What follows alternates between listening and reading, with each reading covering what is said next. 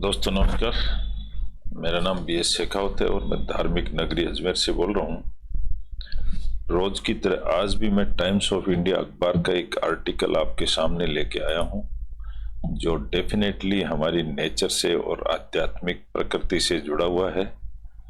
इसमें डेफिनेटली पौराणिक कथाओं का, भगवान की गाथाओं का कहीं ना कहीं छोटा मोटा वर्णन होता है, लेकिन इसके साथ ही हम इंग्लिश टू हिंदी ट्रांसलेट करना सीख जाते हैं। इसलिए हमें डबल बेनिफिट है। एक तो हम आध्यात्मिक टॉपिक की स्टडी करते हैं, किसी तरह से आध्यात्म से जुड़ते हैं, साथ ही साथ हम अंग्रेजी से हिंदी सीखते हैं। तो इंग्लिश टू हिंदी सीखना एक लैंग्वेज, भाषा को सीखना है। और भाषा की जब तक पूरी ABCD हमें मालूम नहीं होती, जब तक भाषा सीखने का मजा नहीं आता है। तो हम इसीलिए एक ही टॉपिक लेके चलते हैं ताकि हम अपने गोल को अचीव कर पाए। अगर मैं रोज नया टॉपिक लूंगा तो आप सभी लोग कंफ्यूज हो जाएंगे और हम जो जिस टारगेट को लेके चल रहे हैं कि हमें एक भाषा पर बहुत अच्छा कमांड करना है, वो कर नहीं पाएंगे। इसलिए हम एक ही तरह का टॉपिक, एक ही तरह की भाषा, लैंग्वेज और एक ही तरह की एक्सपर्टाइजेशन गेन कर रहे हैं। मेरा एक छोटा सा इंट्रोडक्शन है, ब्रीफ इंट्रोडक्शन आपके लिए। तो आज का टॉपिक है टाइम अनवील्ड। अनवील मैं आपको बताना चाहता हूँ, वर्ड को भी छोटे छोटे टुकड़ों में तोड़ के सीखें। VEIL, वेल यानी होता है पर्दा या घूंघट। वेल इज ए वर्ब, इसके आगे ईडी लग गया तो ये वर्ब की थर्ड फॉर्म बन गई। और इसके पहले प्री यू अन लग गया तो इसका मीनिंग उल्टा हो जाता है, अपोजिट। इसका एंटोनिम बन जाता है वेल का। तो इसका मतलब हुआ टाइम अनविल्ड, टाइम को पर्दा नहीं उघाड़ दिया, पर्दा हटा दिया। टाइम अनविल्ड, टाइम का रहस्य खुल गया। कैसे खुला? गीता हमारा ग्रंथ है, कॉस्मिक ब्रह्मांड को कहते हैं। एंड रिवेलेशन का मतलब भी होता है उघाड़ना, ओपन आउट। तो गीता का जो ब्रह्मांडीय जो रहस्य है, वो रहस्य दो घाटन हो गया, ओपन आउट हो गया।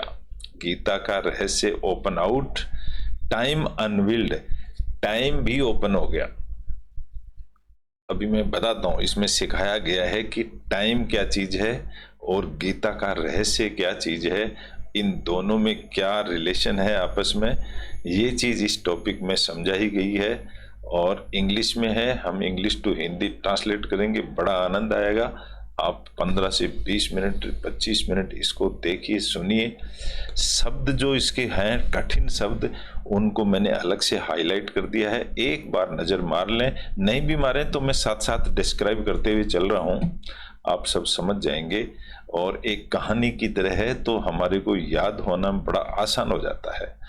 किसी भी चीज को हम कहानी के रूप में पढ़ते हैं तो वो उसकी मेमोरी लंबे समय तक हमारे दिमाग में रहती है। इस टॉपिक को लिखने वाले कौन हैं?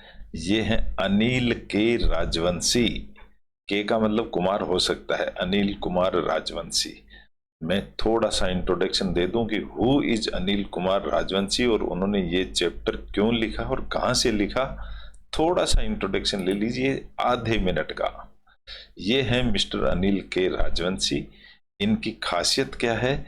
ये करंट में director of the Nimbkar agriculture research institute में डायरेक्टर हैं और बहुत अच्छी पदवी पोजीशन पर हैं। इन्होंने कई सारी बुक्स लिखी हैं। इनको पद्मश्री अवार्ड भी मिल चुका है क्योंकि रिसर्च करते हैं ये। स्पेशली इनका जो टॉपिक है वो एनर्जी के बारे में है। और इस तरह से अनिल के राजवंशी हैं जिनका ये टॉपिक है। और अब हम इसकी डिटेल में स्टडी करेंगे कि अनिल के राजवंशी टॉपिक क्या है। जैसा कि मैंने आपको बता दिया, इसका शीर्षक टाइम अनवील्ड। अनवील्ड का मतलब पर्दा हटा देना।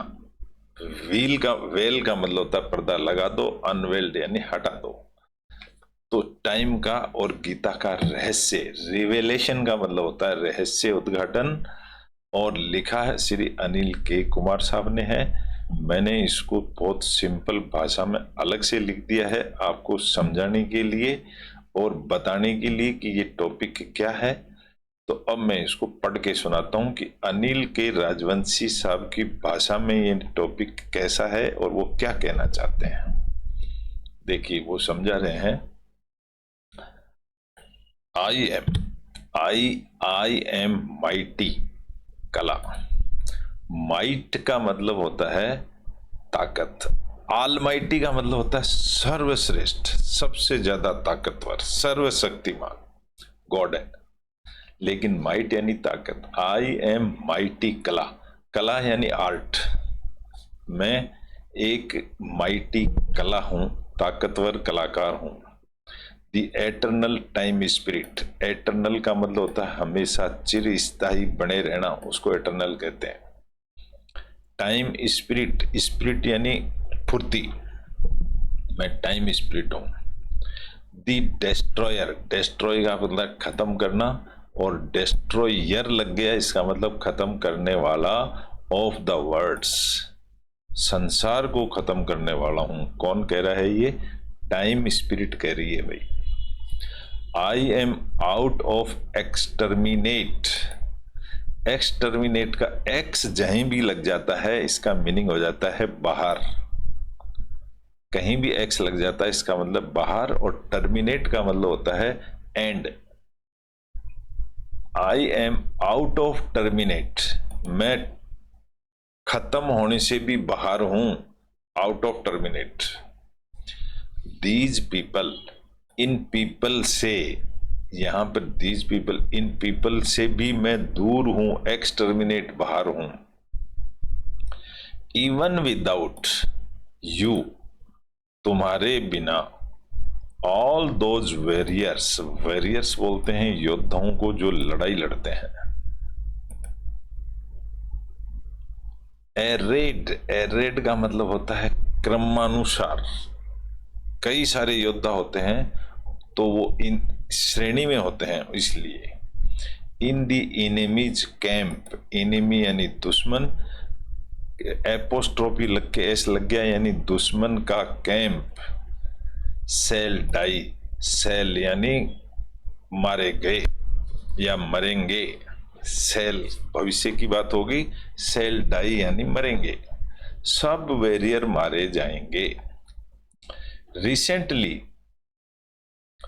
दिस भागवत गीता वर्ष, भागवत गीता का जो वर्ष है 11:32, जो चैप्टर है उसमें बिकेम, बिकेम यानी आ गया, वेरी फेमस, बहुत फेमस है, because of the film, film की वजह से फेमस है। On the physicist, physicist, on the physicist, film जो बनी हुई है वो फिजिसिस्ट पर बनी हुई है, उसका नाम है रॉबर्ट ओपनहेमर।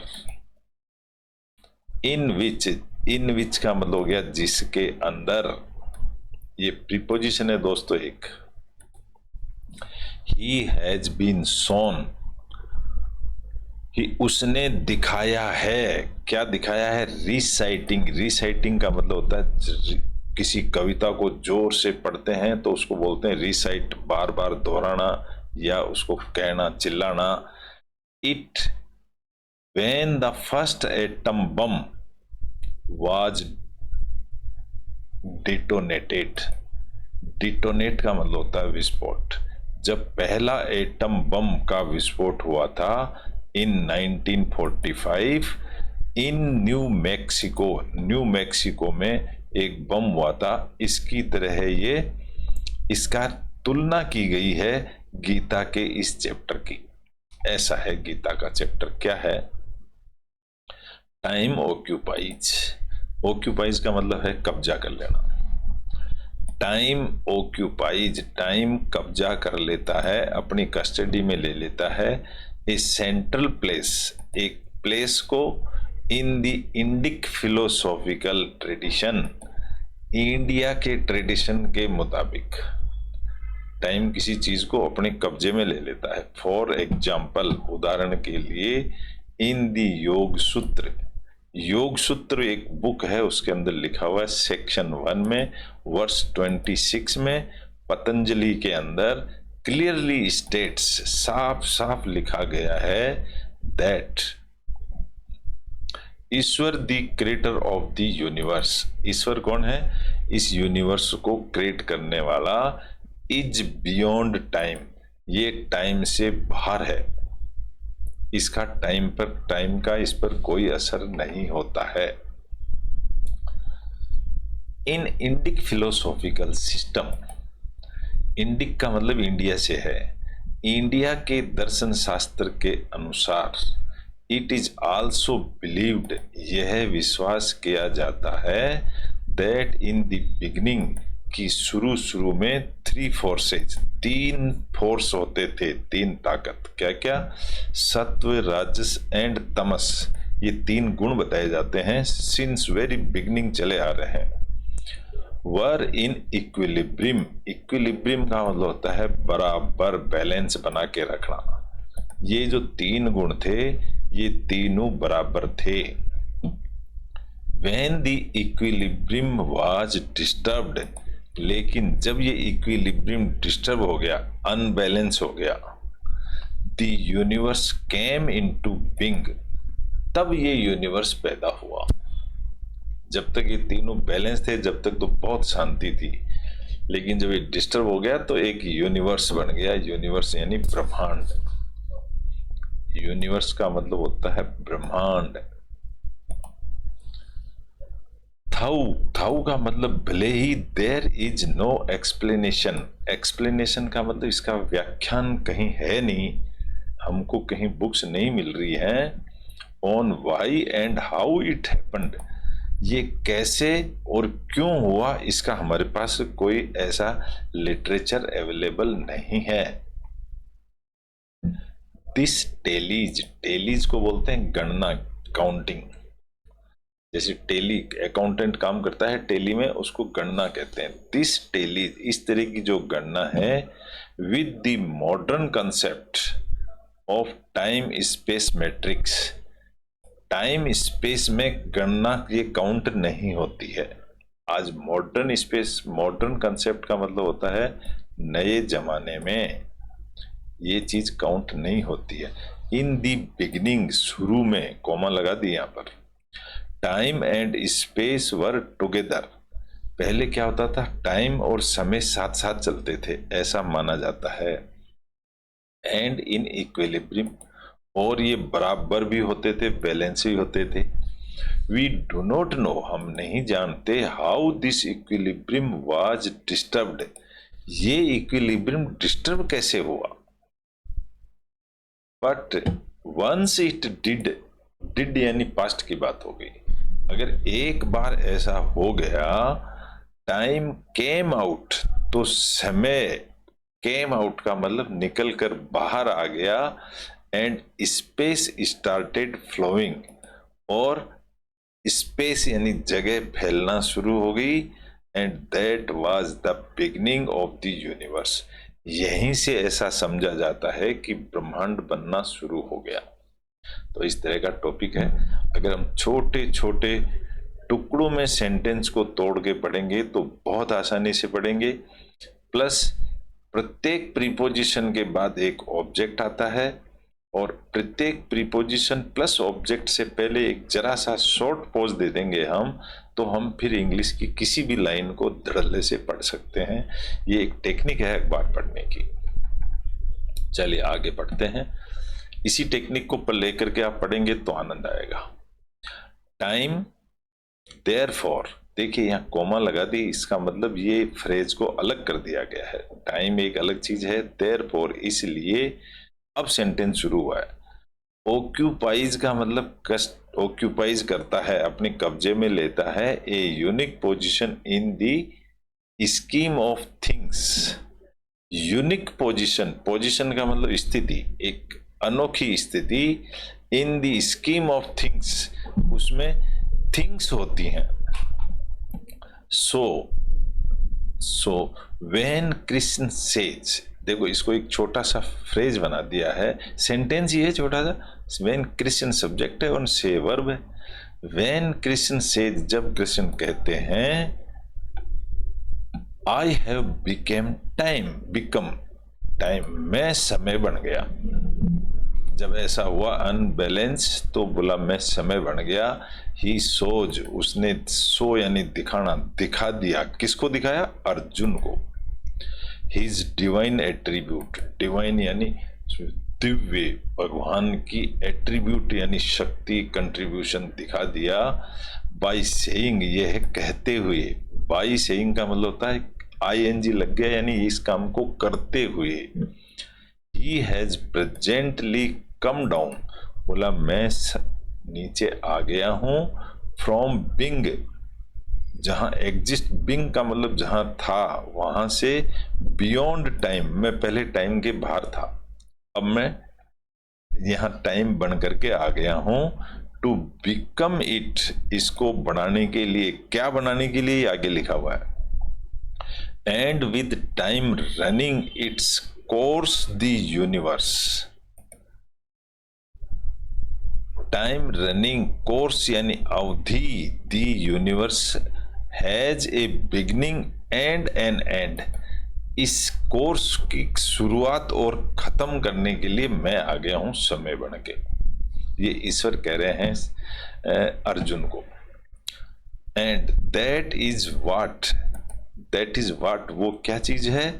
कृष्ण इम्प्लाइज, इम्प्लाइज का मतलब होता है मतलब, कृष्ण के कहने का मतलब है इन दी वर्स, इस श्लोक के अंदर, दैट, दैट का मतलब कि, ऑल वेरियर्स, सारे ही योद्धा, on the Mahabharata battlefield, Mahabharata के बैटलफील्ड में जितने भी योद्धा थे, विल डाई, मारे जाएंगे।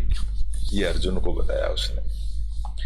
इररेस्पेक्टिव ऑफ, इररेस्पेक्टिव का मतलब होता है बिना परवाह किए, बिना, बिना कंसिडर किए, बिना देखे, ऑफ व्हाट वन डज और डज नॉट डू, एक क्या करे या न करे, सब मारे जाएंगे। ये कृष्ण ने अर्जुन को बताया था महाभारत में।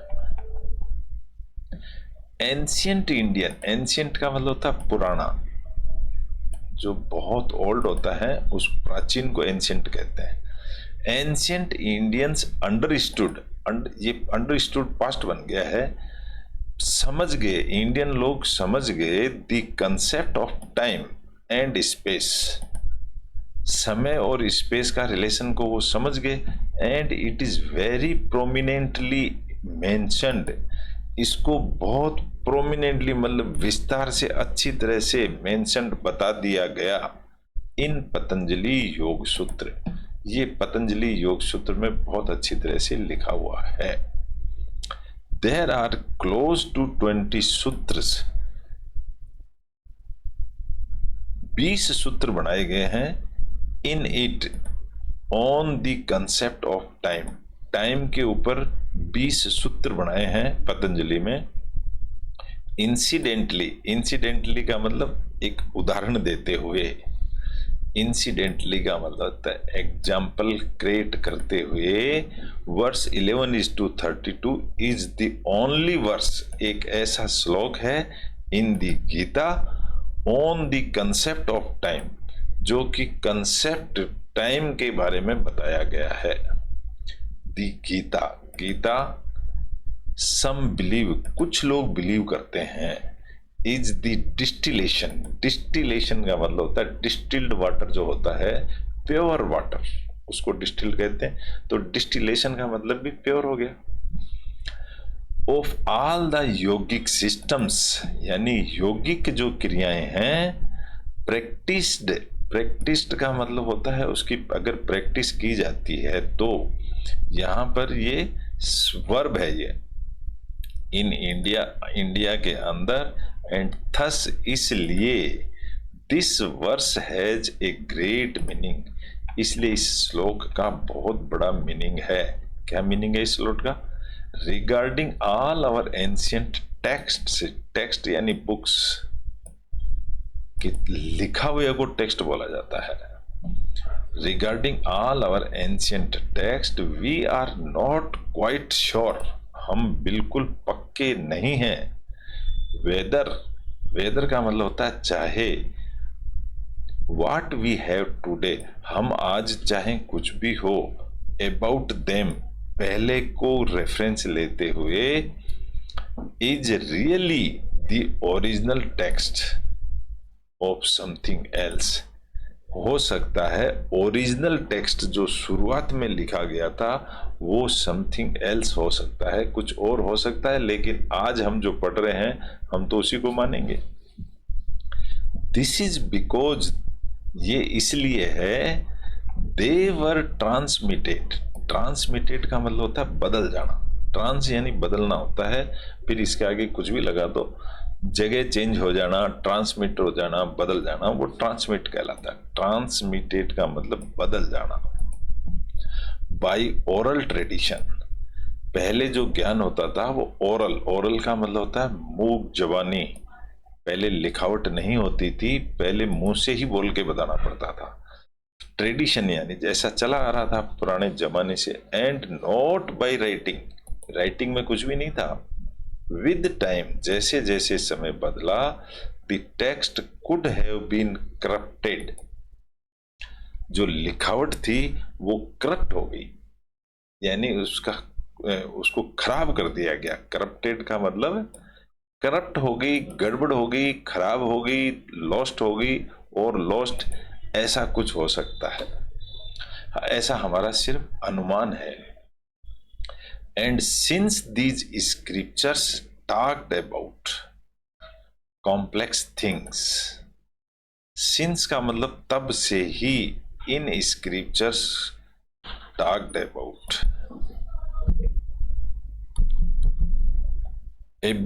कॉम्प्लेक्स थिंग्स, इसका मतलब हुआ तब से ही स्क्रिप्चर्स टॉक्ड अबाउट, टॉक्ड का मतलब बताते हैं, कॉम्प्लेक्स थिंग्स, कॉम्प्लेक्स का मतलब जटिल,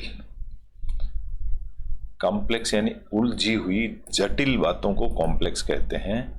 लाइक स्पेस एंड टाइम, अब ये स्पेस एंड टाइम हर एक के समझ में तो आएगा नहीं, थोड़ा सा ध्यान केंद्रित करेंगे तो हमको समझ में आता है टाइम एंड स्पेस क्या चीज है। And origin of the universe, और इस ब्रह्मांड का ओरिजिन क्या है, इसको समझने के लिए भी थोड़ा सा अपने आप को प्योर होने की जरूरत है, थोड़ा सा किसी प्योर आदमी से सुनने की जरूरत है। इट इज पॉसिबल, यह संभव है, that quite a number of difficult to under sorry sorry तो इसको हम बताएंगे difficult to understand. It is possible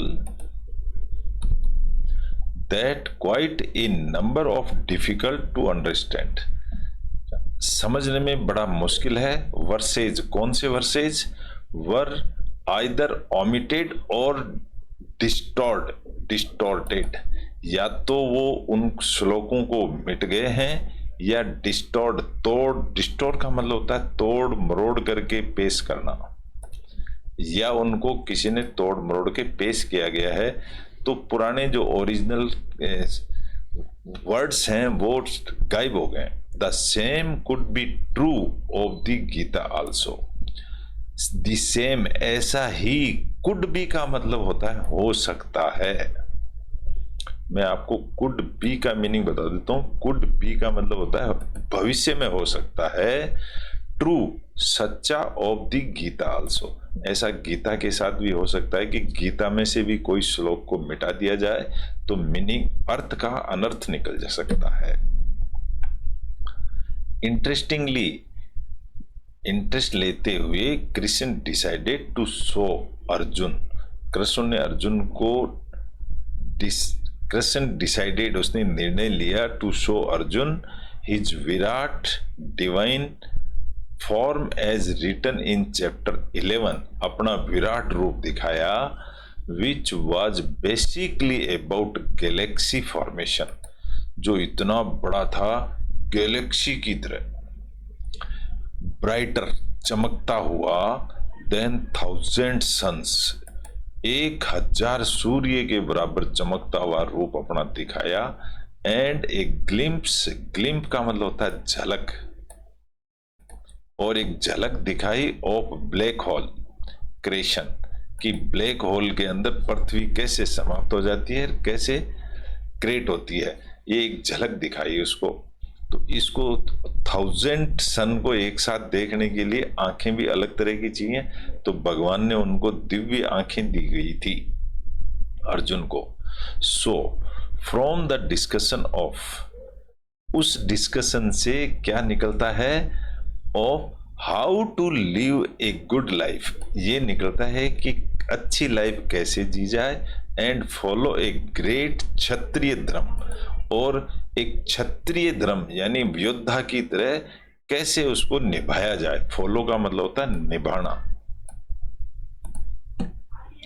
Krishna talk about space time, इस तरह से कृष्ण ने समय और स्पेस के बारे में बताया, and the origin of the universe, और ब्रह्मांड, ओरिजिनल ब्रह्मांड के बारे में भी बताया। This was quite a leap of imagination, leap का मतलब होता है छलांग लगाना, और इमेजिनेशन यानी कल्पना। This was quite a leap, ये एक तरह की छलांग लगाना थी, ऑफ इमेजिनेशन, कल्पना करने के बराबर, on the part of the Gita's author, Gita के ऑथर ने ऐसा मेंशन किया है। नेवरदलेस, नेवरदलेस का मतलब होता है के होते हुए भी, वन होप्स, एक उम्मीद, that this movie on Oppenheimer, Oppenheimer encouraged, encouraged का मतलब हिम्मत बंधाती है, एनकरेज मतलब प्रोत्साहित करना, हिम्मत देना, यंग पीपल को, हिम्मत किसको देना, यंग पीपल को, टू स्टडी, पढ़ाई करें, दी गीता की, किसकी पढ़ाई करें, दी गीता की, एंड अंडरस्टैंड, और उसको अंडरस्टैंड करें, इट्स ए ट्रू मीनिंग, और इसका सच्चा मीनिंग प्राप्त करें। ऐसा लेखक ने आज इस चैप्टर में लिखा है, और मैं आशा करता हूं आपको अच्छा लगा होगा। अच्छा लगा है तो इसको लाइक करें, शेयर करें, अपने दोस्तों को भी बताएं। मेन उद्देश्य हमारा इंग्लिश टू हिंदी ट्रांसलेशन करना है, और इसकी एक स्पेशल टेक्निक है जो मैं आपको बार बार बताता हूं। सेंटेंस को छोटे छोटे टुकड़ों में तोड़ के पढ़ना, प्रीपोजिशन प्लस ऑब्जेक्ट के बीच जरा सा पॉज देना, और सेंटेंस को पढ़ते रहना। यही एक टेक्निक है अखबार पढ़ने की। अगर हम इस तरह से करते रहें तो थोड़े दिनों के अंदर हम अखबार पढ़ना सीख जाएंगे, और अखबार को धड़ल्ले से पढ़ना शुरू कर देंगे। इंग्लिश सीखने के लिए एक बेस्ट तरीका है, बेस्ट सोर्स है अखबार, एक बेस्ट सोर्स होता है, और उसमें भी अगर आपको आध्यात्मिक कहानी मिल जाए तो कहावत है कि सोना और सुहागा हो जाता है। थैंक यू वेरी मच, आपको अच्छा लगा होगा डेफिनेटली, उम्मीद करता हूँ। कल फिर मिलेंगे एक नए टॉपिक के साथ में, तब तक के लिए धन्यवाद।